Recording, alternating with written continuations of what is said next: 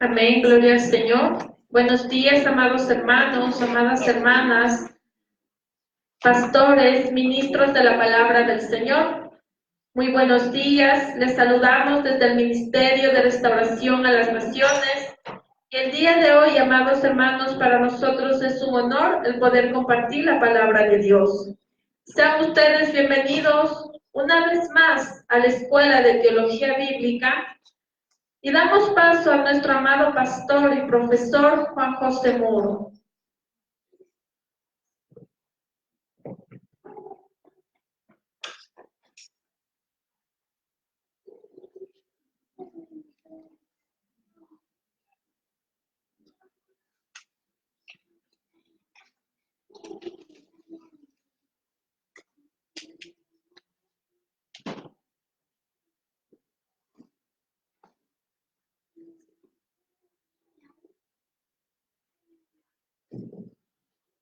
Muy buenos días, amados hermanos, que la paz y la gracia de nuestro Padre y de nuestro Señor Jesucristo esté con cada uno de ustedes.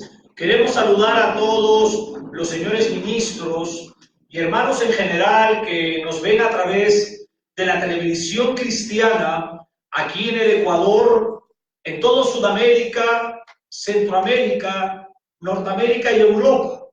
Para mí es un privilegio muy grande que usted se encuentre ahorita dentro de la Escuela de Teología Bíblica del Ministerio de Restauración Doctrinal a las Naciones. Les saludamos desde la nación ecuatoriana, desde la ciudad de Ambato. Tengan ustedes la gentileza de ponerse de pie para orar a Dios. Señor Dios Todopoderoso y eterno juez de toda la tierra, usted es el Dios Espíritu e infinito e inmutable. Usted es la sabiduría y usted es nuestro Padre. Y queremos acercarnos a usted a través de la segunda persona de su divinidad, el Señor Jesucristo. Padre, reconocemos que usted es soberano y que la gracia salvífica no es por obras para que el hombre no se gloríe, sino que la gracia salvífica es a través de la fe y la obediencia en su Hijo, el Señor Jesucristo. Padre eterno, aquí nosotros reconocemos las tres autoridades bíblicas neotestamentarias para la Asamblea Cristiana. El Señor Jesucristo, la cabeza de la iglesia, su amado Espíritu Santo, el pastor de la iglesia, el vicario de Cristo, el consolador, el paracleto en griego de la iglesia.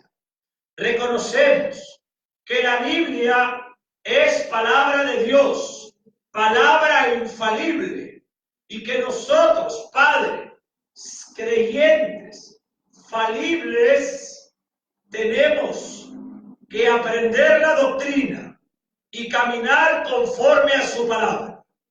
Amado Dios, quiero clamar por cada ministro de su palabra que nos ve por la televisión cristiana, por cada siervo y sierva preciosa que está aquí.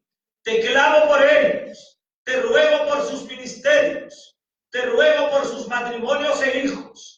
Te clamo, bendito Padre, para que sea usted guiando sus corazones, cada paso que cada ministro dé. Te rogamos por todos los hermanos que nos escuchan y por todos aquellos que están en sus casas enfermos y que por alguna razón ellos no puedan congregar la casa de oración, pero que ellos puedan vernos por la televisión cristiana. Te ruego, Padre, que tu presencia sea edificando sus almas y sea trayendo sanidad espiritual, emocional y física. Que toda dolencia sea quitada en este momento, en el nombre del Señor Jesús. También te rogamos que en esta primera parte, que nos encontramos dentro del mes de la Biblia,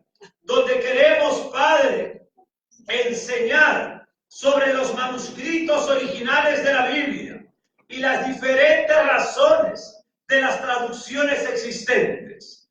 Padre, te ruego que cuando el predicador esté enseñando, cada vez se haga tan pequeño que al final de la enseñanza el nombre del Señor Jesucristo quede exaltado totalmente en este púlpito. Gracias, mi Dios, en el nombre del Señor Jesús. Amén. Tengan ustedes la amabilidad de tomar asiento y vámonos todos al Nuevo Testamento, a Segunda de Timoteo, capítulo 3, versículos del 16 al 17. Dos epístolas pastorales tenemos en el Nuevo Testamento: la epístola de Timoteo y la epístola a Tito.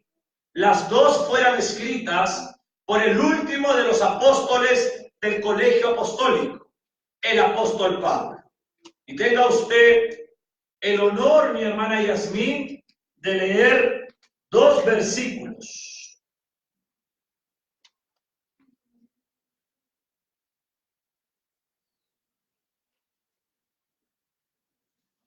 Gloria al Señor. Leemos la palabra, amados hermanos, en el Nuevo Testamento, en el libro de Segunda de Timoteo, capítulo 3, versículos 16 y 17.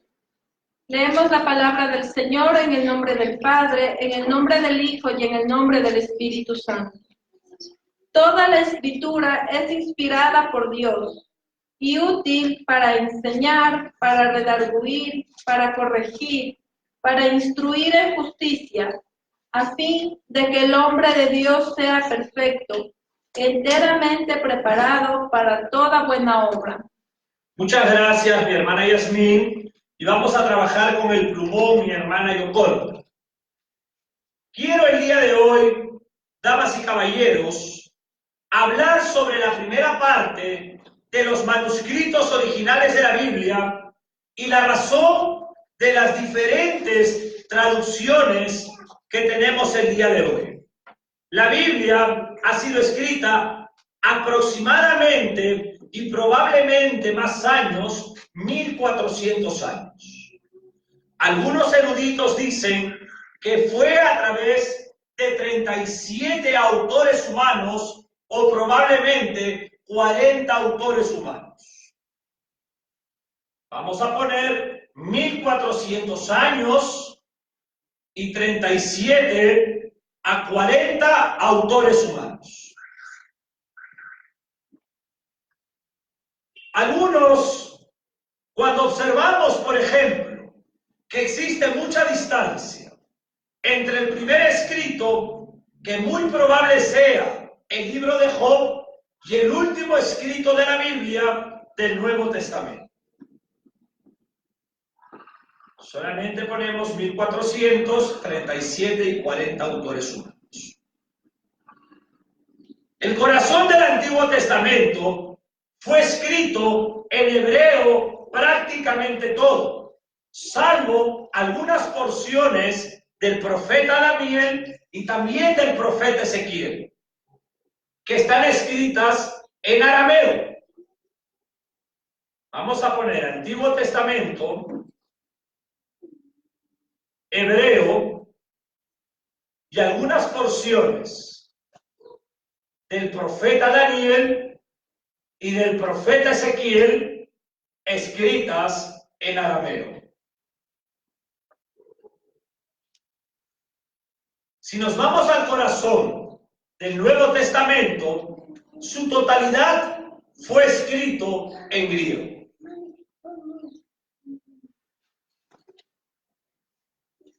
Su totalidad fue escrito en griego.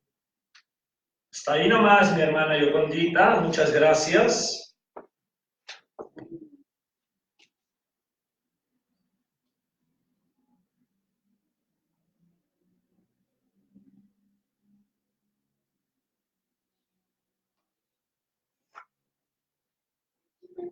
Muchas gracias. Entonces, queridos hermanos, vamos a ver acá. Vamos a estudiar la primera parte sobre los manuscritos originales de la Biblia y las diferentes traducciones.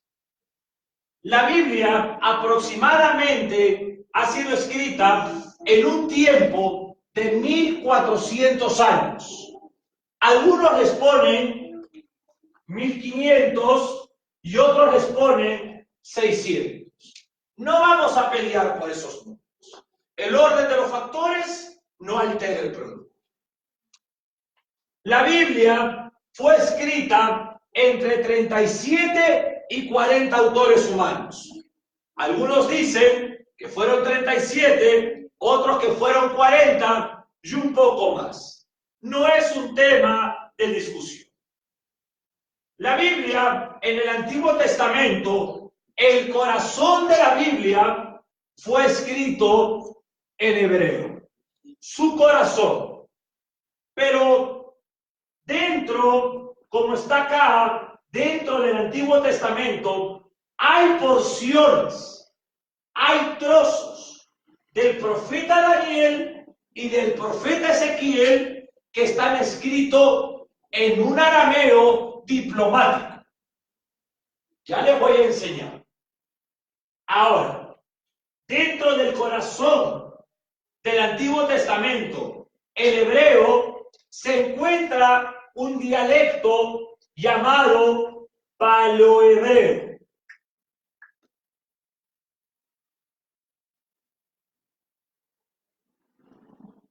Y en el Nuevo Testamento, la totalidad de todo el corazón fue escrito en griego. Pero este griego también, damas y caballeros, tiene dialectos. Y estos dialectos que están en la Biblia es el dialecto jónico, el dialecto ático y el dialecto ptolomaico.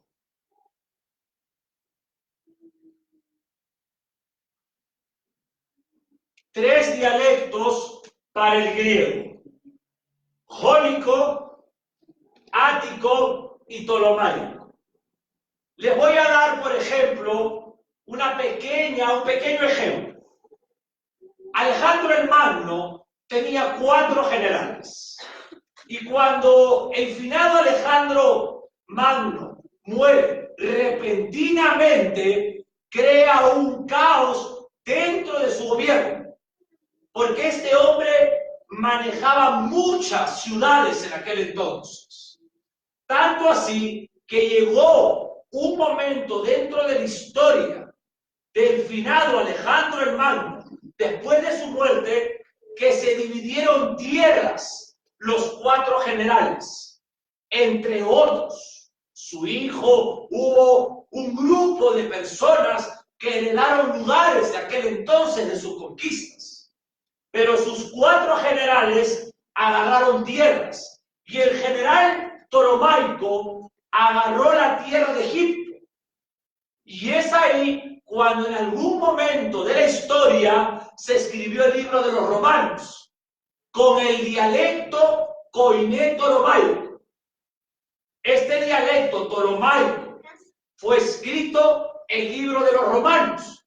Y el libro de los Romanos tiene una gramática, tiene una escritura de corte jurídico, de corte legal.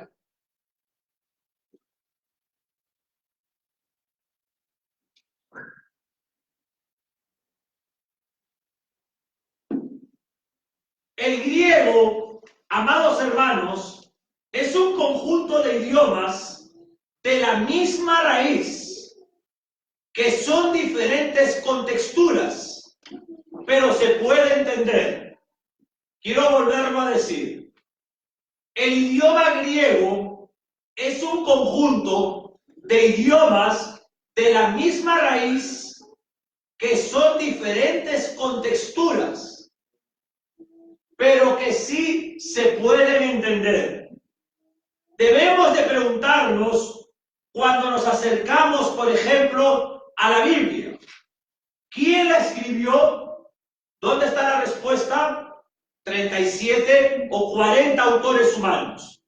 ¿Cómo la escribieron? Por el soplo de Dios, impulsados por Dios. ¿La Biblia es inspirada por Dios?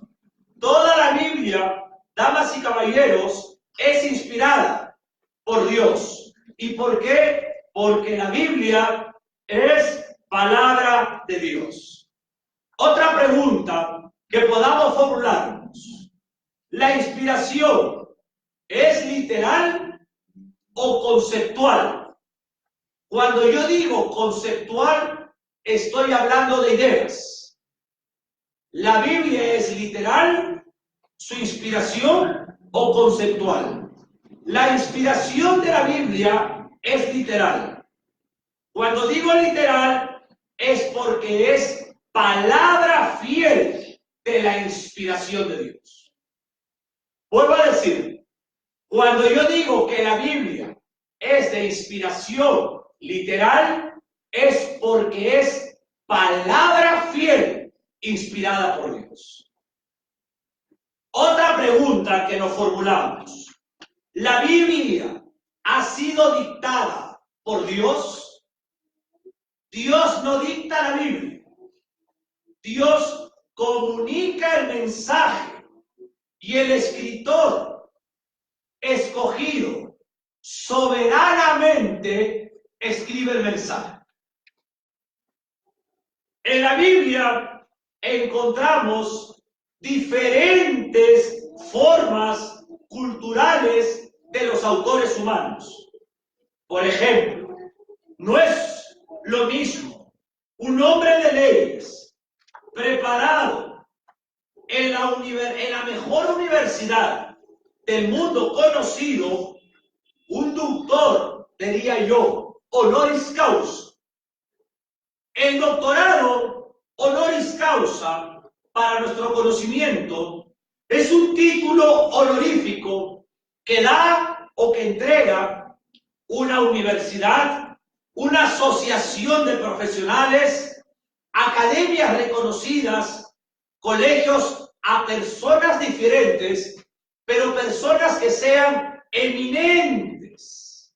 Este título de honoris causa es otorgado a personajes que han destacado en ciertos ámbitos profesionales, pero que no son, necesariamente titulados en alguna carrera. El título de honoris causa son personas no necesariamente que tengan un título universitario, que tengan un PhD, un máster, sino personas que han sido destacadas en áreas profesionales en su vida. Y yo diría que el autor humano de los 5 primeros libros de la Biblia, el autor humano que fue Moisés, que fue preparado en leyes, que fue preparado en una capacidad de liderazgo, que fue preparado en sociología, que fue preparado en psicología. Moisés tenía una fuerte capacidad militar. Yo le daría a Moisés el título de honoris causa.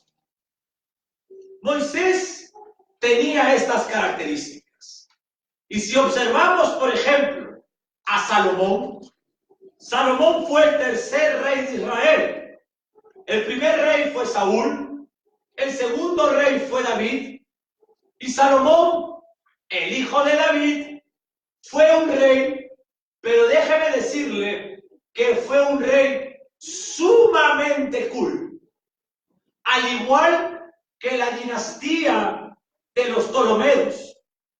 Y dice la historia que cuando los Ptolomeos, la dinastía de los Ptolomeos gobernaba, las naciones se manejaban de una manera correcta, porque cuando los cultos gobiernan, existe un equilibrio dentro de una sociedad.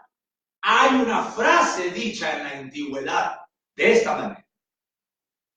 Ahora, si nosotros comparamos a estos personajes de la Biblia, como Moisés, como Salomón, con otros personajes de la Biblia que no fueron letrados, que no tuvieron la cultura, que no tuvieron el conocimiento, como Moisés, como Salomón, personas del vulgo, nos damos cuenta entonces las diferentes maneras culturales que cada libro fue escrito.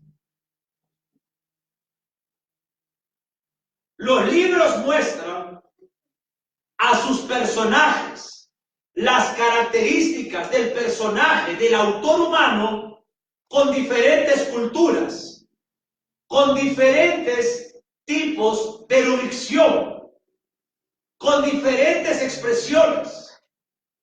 Cada autor humano escogido soberanamente por Dios tenía diferentes características. Cuando yo hablo que cada uno de ellos tenía diferente erudición, la palabra erudición viene del latín erudito omnis y es un profundo saber, es un tipo de conocimientos, sobre todo referentes a disciplinas literarias e históricas. Quiero explicarlo. La Biblia fue escrita aproximadamente en un transcurso de 1400 años a más. Fue escrita en el Antiguo Testamento en el corazón del hebreo. Encontramos el dialecto del paleohebreo. El Nuevo Testamento fue escrito en griego y encontramos diferentes dialectos del griego, como el jónico, como el ático, como el ptolomaico. Ahora, en el Antiguo Testamento, algunos trozos del rollo del profeta Daniel y del profeta Ezequiel encontramos lo que es el arameo. En la Biblia, vemos que los libros escritos tienen diferentes culturas. Como les dije, a Moisés podríamos ponerle el título de ¿qué? De honoris causa. Moisés era un doctor en leyes, Moisés era un sociólogo, Moisés era un psicólogo, Moisés, amados hermanos, era un estratega militar. Y si nosotros, por ejemplo, nos vamos con Salomón, Salomón en su gobierno era un hombre muy culto. Si nosotros nos vamos a otros profetas del Antiguo Testamento, vemos que su personalidad, sus características, al escribir sus libros, no tenían mucha capacidad académica como Moisés, ni tampoco la cultura que tenía Salomón. Y déjeme decirle algo, hoy en día podemos observar eso con diferentes predicadores. Hay predicadores que son cultos, hay predicadores que son instruidos mucho en la palabra de Dios, y hay predicadores que son incultos, hay predicadores que son del vulgo, hay predicadores que no son educados y que lo demuestran en un púlpito. Pero déjame decirles algo, la Biblia también era así. Por ejemplo, en el Nuevo Testamento tenemos por familia cultural al apóstol Pablo, que fue también instruido por este maestro rabino llamado Gamaliel. Y déjame decirle que Pablo era un hombre intelectual, era un hombre académico y era un hombre culto. Pero si nos vamos en los pescadores, características de personas con poca letra y personajes del vulgo. Pero si nos damos cuenta, los 66 libros de la Biblia, con diferentes estratos sociales, con diferentes culturas, con diferentes características, forman lo que hoy tenemos. La Biblia es la palabra de Dios. Puede borrarme, hermana.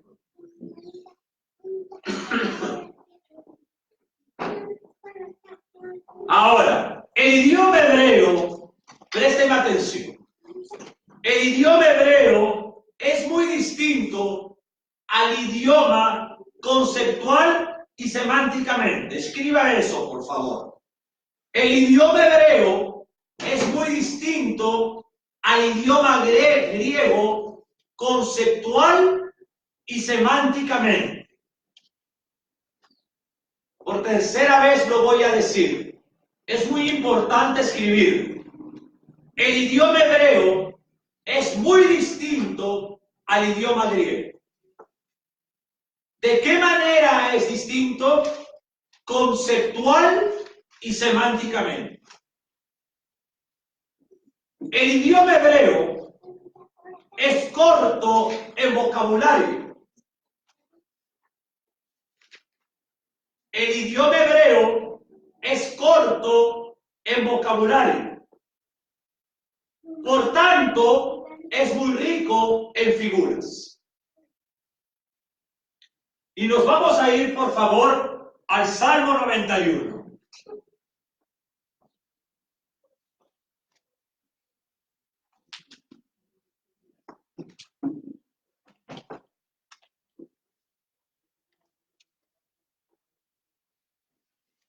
¿Qué dice el Salmo 91, por favor? Mirando la televisión, capítulo 1.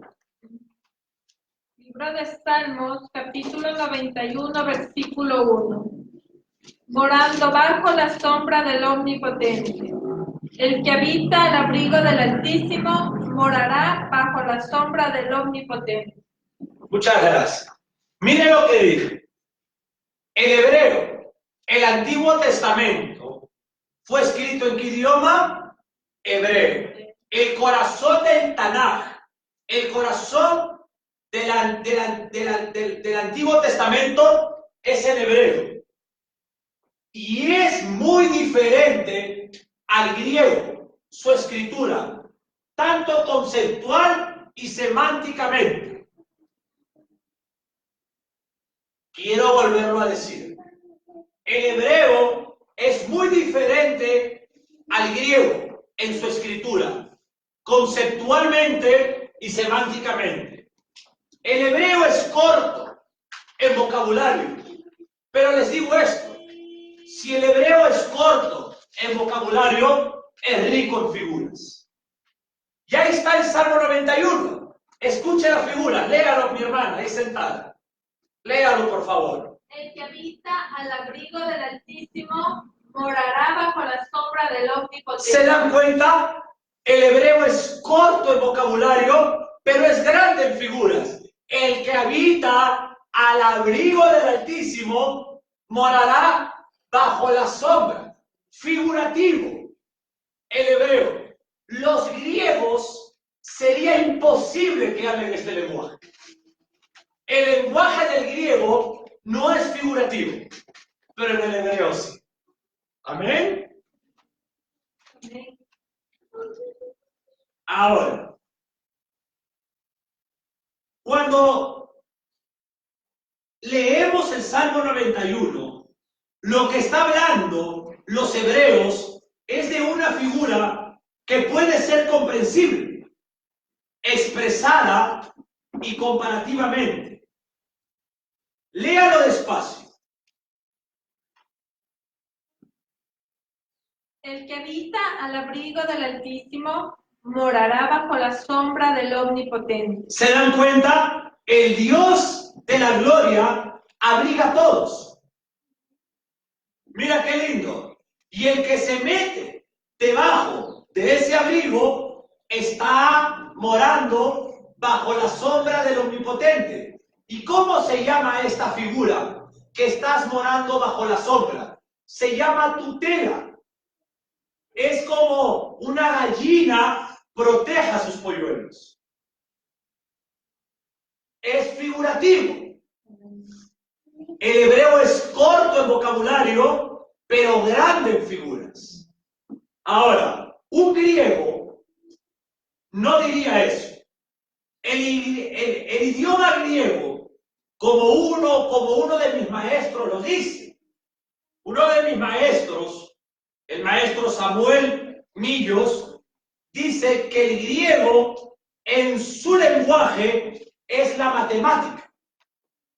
Pon ahí, el lenguaje, la escritura del griego es matemáticamente.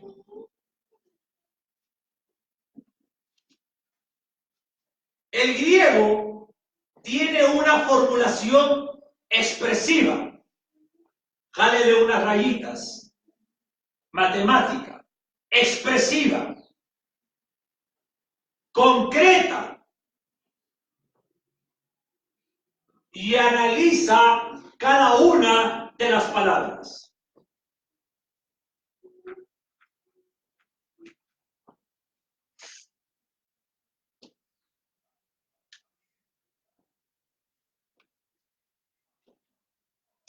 Y póngame abajito, ahí mismo, otra palito. Forma verbal, que es el optativo. Forma verbal, que es el optativo. Présteme atención. En el griego, la escritura es matemática, es exacta. 2 más 2, ¿cuánto es? Es exacto. Así es la escritura del griego. La expresión del griego es concreta. El griego analiza palabra por palabra, lo que en el hebreo no es así. En el hebreo, su gramática es figurativa. En el griego, analiza el griego palabra por palabra. Y así fue escrita la Biblia. El Antiguo Testamento en hebreo y el Nuevo Testamento en griego. Solamente el idioma griego utiliza el verbo optativo. Ningún idioma utiliza este verbo. Solamente el griego.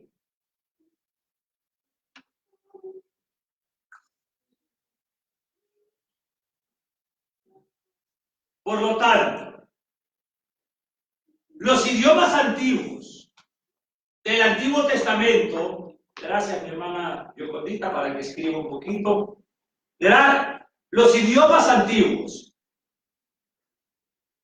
del Antiguo Testamento tienen una hermosa riqueza para poder comunicar y para poder revelar a Dios.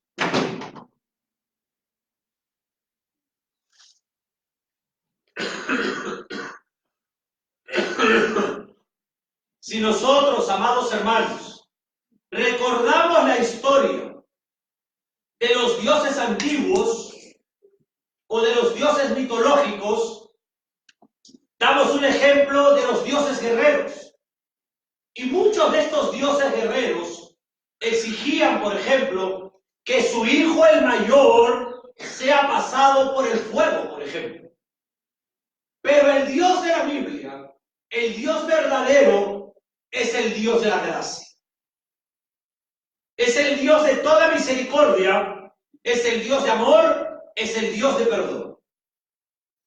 El idioma griego, el idioma hebreo, es un idioma antiquísimo. Y quiero decirles algo sobre la crítica literal. La crítica literal dice que es imposible que los textos se hayan escrito en hebreo en las fechas que fueron escritas, porque ellos dicen que en esos tiempos no se escribía el hebreo. Pero cuando ellos hablaron esto, la crítica textual, ¿sabe qué pasó? Por ahí pasó algo en una piedra. Hubo un gran descubrimiento en ese tiempo. Excavaron, mira, y en una excavación datada justamente en los tiempos que los liberales decían que era imposible que estos escritos hayan sido en hebreo, aparece en una piedra una escritura en hebreo. E inmediatamente, cuando aparece en una excavación, en una piedra, en ese tiempo, la escritura en hebreo, quebranta todo pensamiento de la crítica textual. El hebreo pertenece al grupo, amados hermanos, del idioma llamado semita. Y el hebreo se encuentra muy vinculado al ugártico, al fenicio y al moabita. Por favor, tenga la gentileza de escribir. Póngame ahí. El hebreo, arriba, hebreo, un palito, semita, y me jalas 3 tipos. El ugártico, el fenicio y el moabita. Vuelvo a decir, el hebreo pertenece al grupo de la familia llamada semita. ¿Se acuerdan semita? Sem. ¿Hijo de quién? De Noé. Noé tuvo 3 hijos. Y uno de ellos fue Sem. Y de ahí viene la familia semita. Y el hebreo se encuentra vinculado a 3 tipos. El ugártico, 1. El fenicio, 2. Y el moabita, 3. Hasta ahí.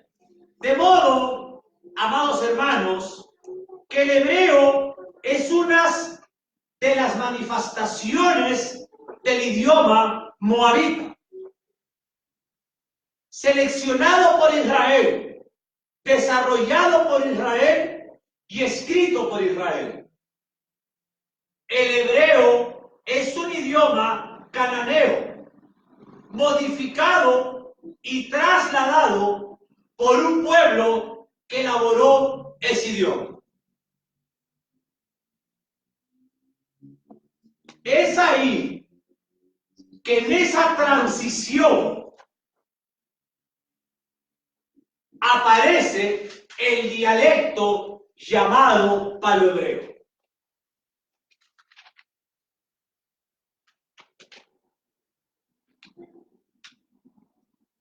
¿Quieren que le diga algo? Una de las características del hebreo es que utiliza 3 consonantes.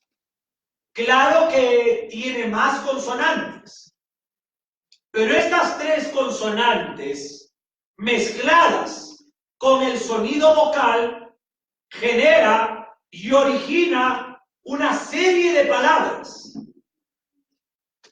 Y quiero decirles que no existían las vocales en el inicio del hebreo. Esa es una característica que tienen que apuntar. No existían las vocales en el inicio del hebreo hasta que aparecieron ¿quiénes? Los masoretas. Si ya terminamos, vamos a borrando la parte de arriba.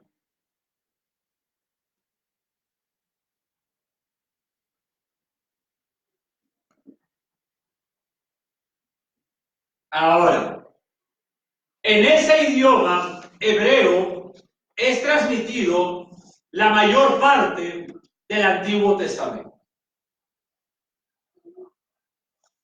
Yo quiero decirles algo. La evolución del hebreo es muy difícil de entender. salvo que se compare la antigüedad de los libros de la Biblia. Por ejemplo, usted lee primero el libro de Job y después el libro del profeta Daniel y se dará cuenta que hay una evolución idiomática.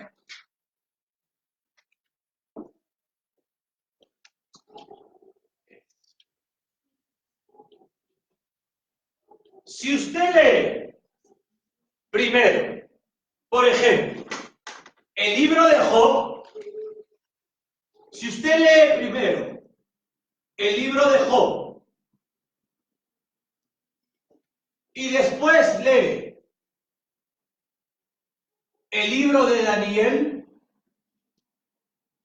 usted se va a dar cuenta que de aquí hasta acá existe una gran evolución idiomática.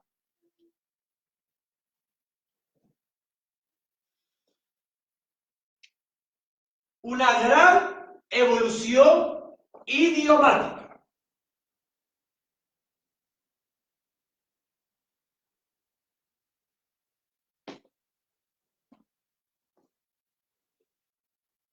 El idioma hebreo, el idioma, mejor dicho, fue variando. Y la escritura del alfabeto fenicio, que es como se escribió inicialmente en hebreo, da paso a la cuadrada. Póngame ahí, alfabeto fenicio, que es como se escribió inicialmente en hebreo. Y de ahí da paso a la escritura cuadrada.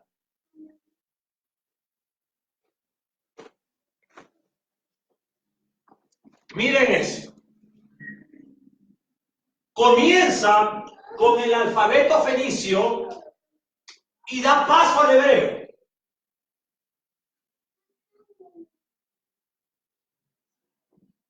Y viene lo que se llama la escritura cuadrada.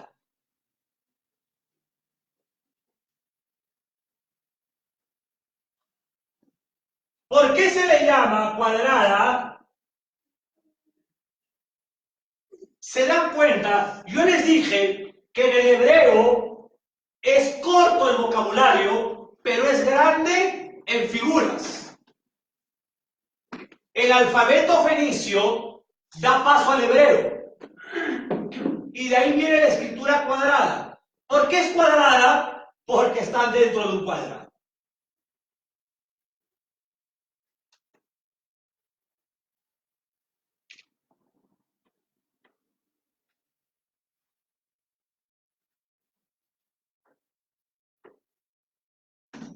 Quiero hablar un poco sobre el idioma arameo.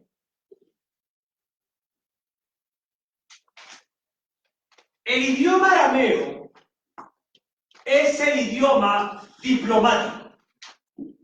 Vuelvo a decirlo. El idioma arameo es el idioma diplomático. ¿Quiere que le diga algo? ¿Usted sabe a qué se le llama ahora el idioma diplomático en el mundo conocido? Antiguamente, en este mundo conocido, el arameo se le llamaba el idioma diplomático. Hoy en día se dice que el idioma diplomático es el francés. Tendríamos que investigar las razones por qué. Cuando hablamos del arameo, estamos hablando, arameo, me jala a la izquierda, arameo antiguo. Cuando hablamos del arameo, estamos hablando del arameo antiguo. Y el arameo antiguo se está desarrollándose y termina entre el siglo X y el siglo VIII antes del Señor Jesucristo. Arameo, mejala, arameo antiguo. Y se va desarrollando en el siglo X y en el siglo VIII antes del Señor Jesucristo. Luego de eso, otra raya en medio, se encuentra el arameo oficial. Y el arameo oficial va entre los años 1600 al año 600, antes del Señor Jesucristo.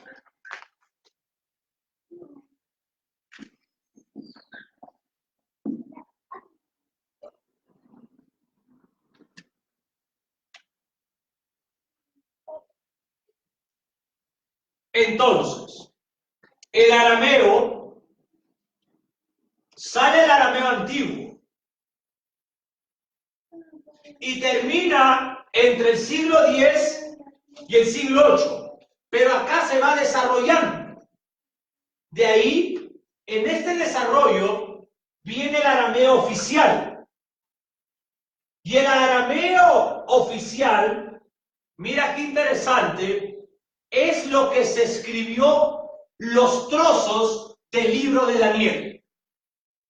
En este arameo oficial, este es su nombre, los trozos del libro de Daniel. Y a este arameo oficial es lo que se llama el arameo diplomático. El profeta Daniel vivía en el palacio, donde se hablaba diplomáticamente.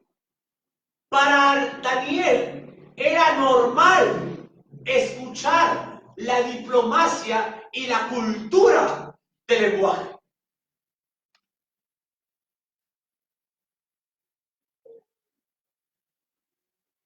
Ese arameo es en el año 1100 al 600 antes del Señor Jesús.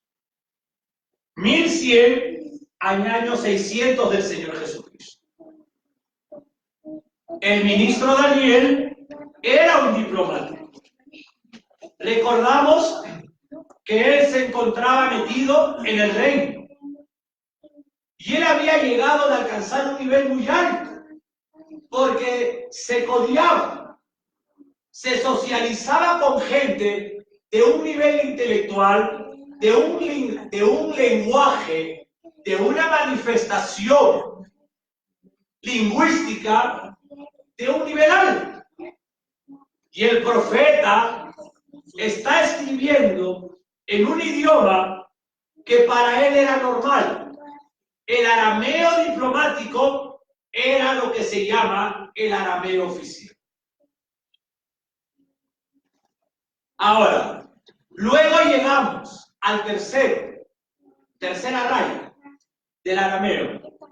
Arameo antiguo, arameo oficial, y jálame una rayita más. Y es el arameo judío.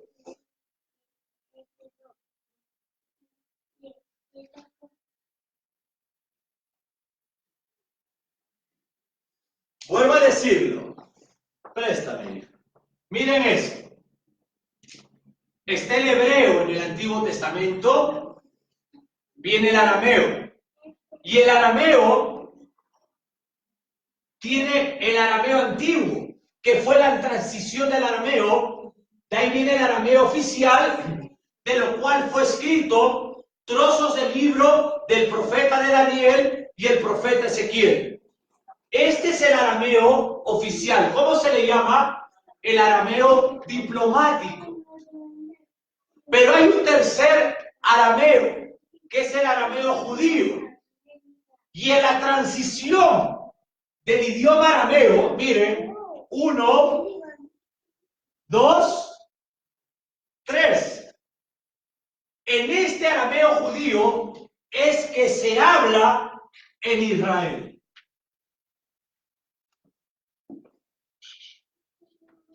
El Maestro Divino, el Señor Jesús, el apóstol Pablo y otros hablaban el arameo judío. El Señor Jesús, cuando hablaba arameo judío, llamado también el arameo galilaico. El apóstol Pablo hablaba arameo judío. Todos los que estaban ahí hablaban el arameo judío, que era el idioma que estaba ya en Israel.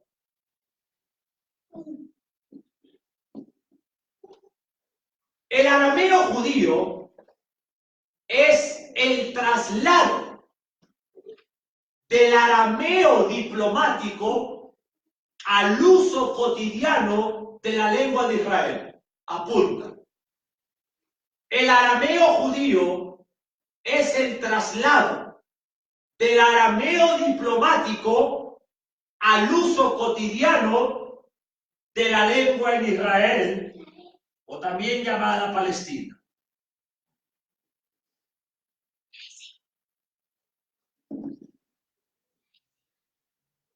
Ahora escuchen eso. El arameo judío, como lo utilizaba el pueblo de Israel, estamos hablando que ellos hablaban hebreo.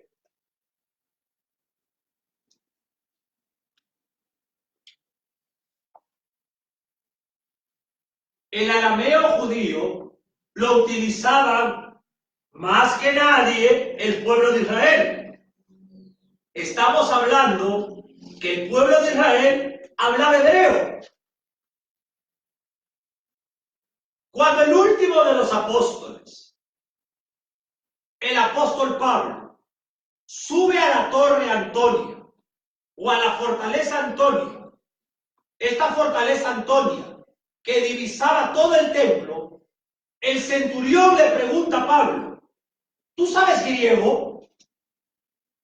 Este centurión se sorprende de que Pablo usara el lenguaje de las personas cultas. Vamos por favor al Nuevo Testamento, al segundo libro escrito por el médico Lucas, capítulo 21, versículos del 34 al 37. Por favor, mi hermana Yasmin. El libro de los Hechos de los Apóstoles. Leemos en el Nuevo Testamento el libro de Hechos, capítulo 21, versículo 34 al versículo 37. Pero entre la multitud, unos gritaban una cosa y otros otra. Y como no podía entender nada de cierto a causa del alboroto, le mandó llevar a la fortaleza. Al llegar a las gradas, aconteció que era llevado en peso por los soldados a causa de la violencia de la multitud, porque la muchedumbre del pueblo venía detrás gritando, ¡muera! Cuando comenzaron a meter a Pablo en la fortaleza, dijo al tribuno, ¿se me permite decirte algo? Y él dijo, ¿sabes griego? ¿Sabe qué, hermana? Gracias. Escuche esto. El centurión le pregunta a Pablo, ¿sabes griego? Le dice. ¿Y sabes en qué idioma habló Pablo? En arameo. Escúcheme, por favor. El centurión le dice, ¿sabes griego? ¿Por qué no conocía a Pablo? Y creía que Pablo era un hombre inculto, iletrado. Y le dice, ¿tú sabes griego? Le dice. Y Pablo le dice, claro. Y cuando Pablo habla, habla en arameo. Mira qué interesante. Los eruditos, pero acá dice griego. Los eruditos tienen una gran serie de pruebas sobre eso. Personalmente, yo no conozco el hebreo, yo no conozco el griego, pero tengo yo a los mejores maestros calificados en hebreo y en griego que me enseñan. Y yo tengo fe en lo que el Señor les ha dado para que estudien y eduquen. Y es lo que yo les traigo a ustedes. Lo que sí sé, que el Señor Jesucristo hablaba el arameo judío, hablaba el arameo galilaico. el arameo judío, y con este idioma, él les hablaba a los suyos. Y los suyos también hablaban en arameo judío y se entendían. ¿Quieren que le diga algo? Hoy en día existe una gran discusión lingüística, una gran discusión sobre los evangélicos. ¿Y sabes sobre qué tema? Sobre el tema de qué le dijo el Señor Jesús a Pedro. Y el Señor Jesús le dice, ¿no? Tú eres Pedro, y sobre esta roca edificaré mi iglesia. Los evangélicos han inventado de este versículo una gran argumentación. El Señor Jesús le dijo, tú eres Pedro, tú eres piedrecita, Cefás. Mira, y yo soy litos, roca. Pero déjeme decirles algo. En el arameo no existen dos distinciones. Escucha. No existen dos distinciones. Si usted traduce el arameo literalmente, usted va a decir esto. Tú eres piedra y sobre esta piedra edificaré mi iglesia. No es como lo enseño. Mi maestro, el señor Samuel Pérez Millos, se fue a la Pontificia de España, a los grandes académicos de arameo, y le preguntó sobre esto, y le confirmó lo que él había estudiado. Recordemos de que él hablaba arameo y tenemos que llevar su palabra en arameo a lo que dice la gramática aramea y no a lo que digo yo en un púlpito. Y de ahí viene la gran confusión, que Pedro es una piedrita y que el Señor es una roca. Y en el arameo es, tú eres piedra y sobre esta piedra edificaré mi iglesia. No hay más discusión. Lo que cada uno quiere hablar en el púlpito, yo no sigo esas cosas. Uno de mis maestros de esta enseñanza tiene grandes comentarios del griego del Nuevo Testamento. Y tiene él también a los más grandes educadores del mundo. No hay más que vuelta que darle. Entonces, no debemos de discutir de piedra, piedrecita, con alguien que conoce el arameo totalmente. Porque cuando el Señor Jesús le dice a Pedro, el maestro le está hablando en arameo. No le está hablando en otro idioma. Y en arameo no hay dos distinciones diferentes, sino iguales.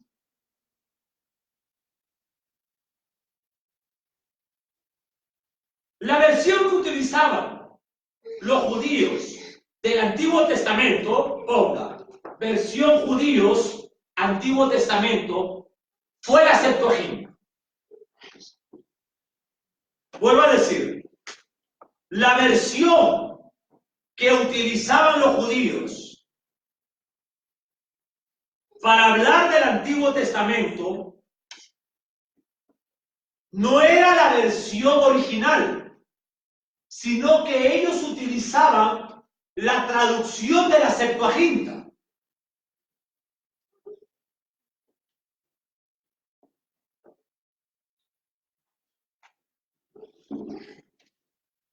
Por ejemplo, las citas del apóstol Pablo, las citas del apóstol Pedro y las citas del apóstol Juan eran tomadas de la traducción del hebreo al griego, de la Septuaginta.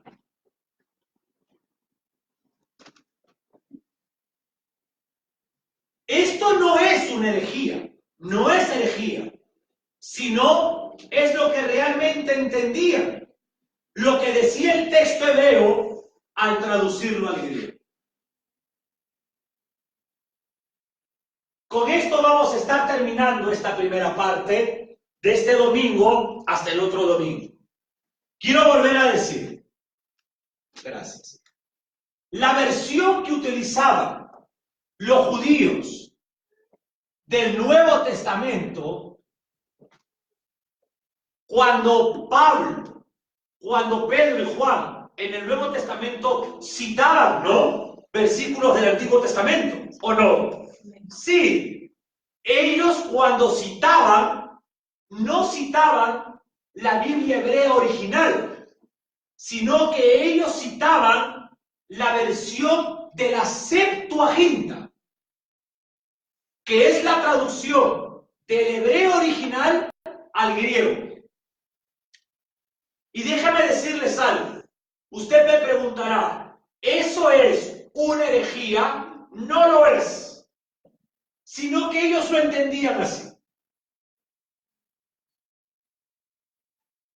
La biblioteca más grande del mundo conocido quedaba en Alejandría.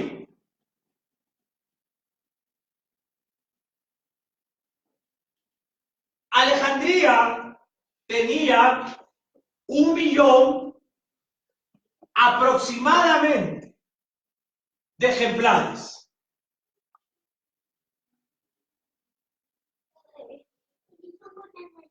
Y ellos querían la Biblia de los hebreos.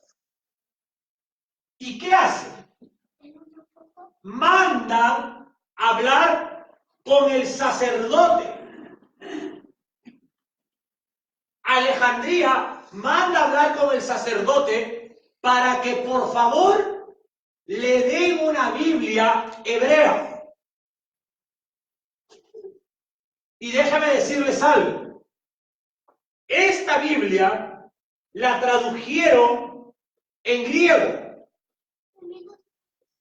Para que esta Biblia en griego forme parte de la biblioteca más grande del mundo conocido que quedaba en Alejandría.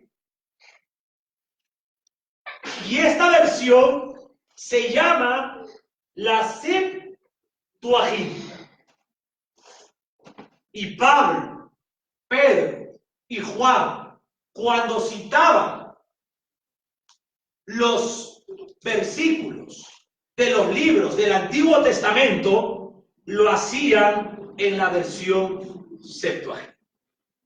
Amén. Puede tomar asiento. Vamos a quedarnos hasta aquí en esta primera parte.